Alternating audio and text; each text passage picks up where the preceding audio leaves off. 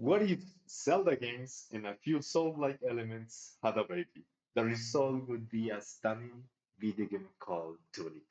And that is today's review. Welcome to my channel. I'm David. First of all, sorry for the microphone. I'm gonna try to get one better soon. I'm gonna try to improve the quality of these videos, but just one step at a time. So be patient. And thank you for being here. So let's continue.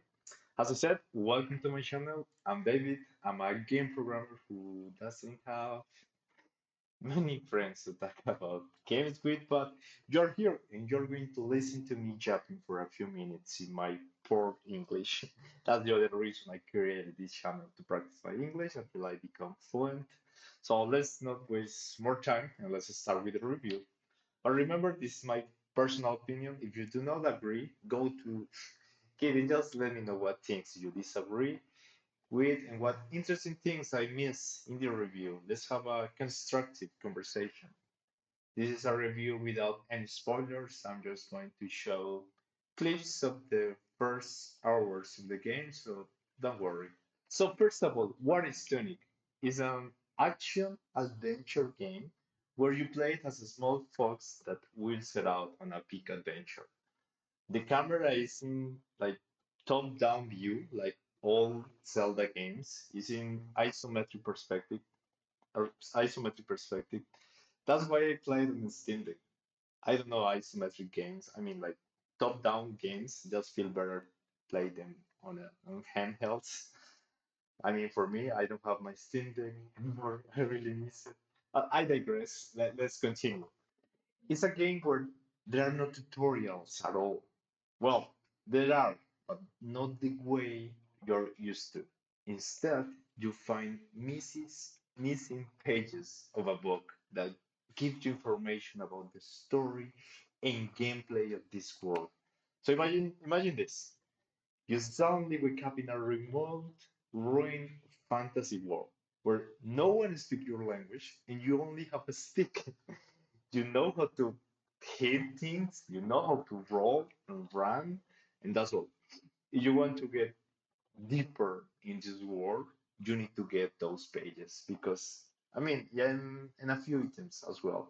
Because this game is about gaining knowledge. Without it, you're just a dumb fox running around with a stick without purpose. So this game will reward a lot for exploration, especially through the experience you gain, and encourage you to keep exploring and unveiling the secrets of this broken world. At the same time, you can freely explore the world, and there is no mandated path to follow, but there are many areas that will require specific actions or items that which it will create a general order to the game.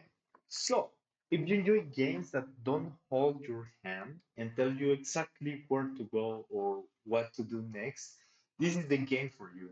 Also, if you love that Dead Store, I know you know this game. You're going to love this one too. In fact, Dead Store was even harder in that sense, but you didn't have a map or any kind of guidance at all. So if you're like me and like figuring things out on your own, go right now and get this game. Now, let's talk about gameplay. The gameplay loop is really fun. You genuinely, sorry, but this word is so hard to pronounce for me. You can genuinely feel motivated to explore and discover new areas, and it also has a few Metroidvania elements, like showing you a few things you can do or where you could go. But if you don't have the right set of skills, you won't be able to get there. So once you get a new skill or a new page, it's amazing how the game opens up. Regarding gameplay mechanics, the character movement feels great. Movement feels precise. You move around the world by running or dodge, rolling, and a few more things I don't want to spoil, which makes everything more immersive. Also, the enemy and level design are solid. Each enemy feels distinct. The combat is engaging, and it has those souls-like elements where you can't just hit. the attack button 1,000 times and kill the enemy? No. You need to learn those sequences. You need to change the and check the enemy animation to parry or roll. You really need to dance in this game to kill those enemies. And of course, if you have the right tools to defeat them. One thing I can complain about the combat system is before fighting an enemy, you can equip your items, but during battle, you cannot change them. It's not possible. And another thing is, if you die, you lose all the consumables you have used. Because of that, you might feel discouraged from using them in the first place. For instance, I was trying to beat a boss, and I had a few consumable items. I used them, they were pretty useful. I almost killed the boss, but then I died. After that, I no longer had those items, so I couldn't rely on them. That's why I just learned to dance with the enemy and beat it without relying much on my tools. It's a small gift you I can give you, but you can just experiment and check what works for you. The UI has meters for the focus, health, stamina, and magic. For example, actions such as rolling consume stamina, so you have to be smart when using these elements to your advantage. Also, enemies have different types of attacks. Sometimes it's better to use your magic. Other times, enemies are slower, so you don't need to rely that much on stamina. So I really like how the game plays with these elements. It creates a moment of tension where an enemy is about to hit you, and you have to decide whether to run away, parry, or roll. If you roll, you might run out of stamina and start moving really slow, so the enemy can easily kill you. Because of that, you have to strategize and approach each encounter differently to succeed. Now, let's talk about exploration and secrets. The game is packed with secrets, and most of them are optional, but incredibly satisfying to find. One standout feature is the collectible pages scattered throughout the world. Each one gives you hints or suggestions, like having it's like having a physical manual inside the game. Super helpful and nostalgic.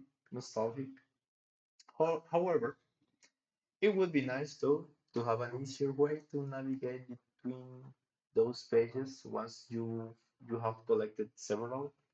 Because sometimes you're on the page two, but want to go to page 18.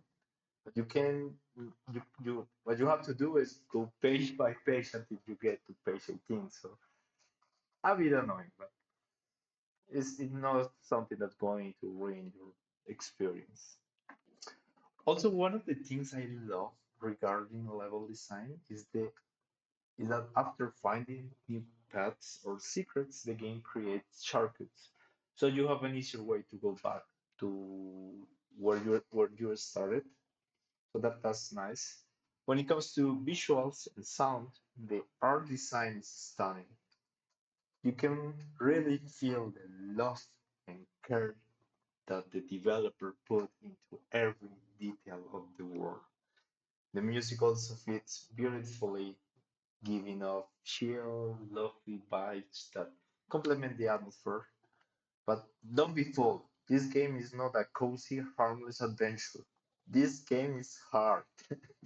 And if you are not careful, it's going to kick your ass. I can say this game is extremely difficult, but the first time I saw it, I thought, oh, this is going to be a cozy experience. This is a charming and cute fox with a stick killing things around. No, this game is challenging, but it's fair. I mean, there are few enemies or main bosses that will take several tries before you beat them. But once you learn the sequences, once you learn to dance, you'll know exactly when to get in and attack, when to back off, and when to parry. After that, you can start taking them down. But the good thing is that the game has plenty of accessibility options. So you can even tweak them. You can even tweak the difficulty. I mean, not in the standard way, like easy, medium, and hard, but through different settings like that let you make the experience easier and adjusted to your playstyle. And that's great to have. That's it. I really encourage you to try it on the default settings. I don't know what else to say. This is an incredible game. A solid 9 out of 10 for me. This game was created mostly by a single person over 7 years. So I don't know. I think you will need to play it soon. You need to experience this game. So if you already played Tunic, I have a few questions for you. What do you think about it? Was there anything you didn't like? If not, did it remind you any other game? Let me know in the comments. And thank you for being here. I just feel happy to share my thoughts thoughts here, and I don't know. It's nice to have a space to talk about one of the things I love the most. And remember, everyone, gaming is just for having fun and enjoy life, since adult life can be a bit difficult. So yeah, don't worry about what is the best game, what is the best platform. No, just find something that make you feel happy and excited and enjoy it, man. I think that's all.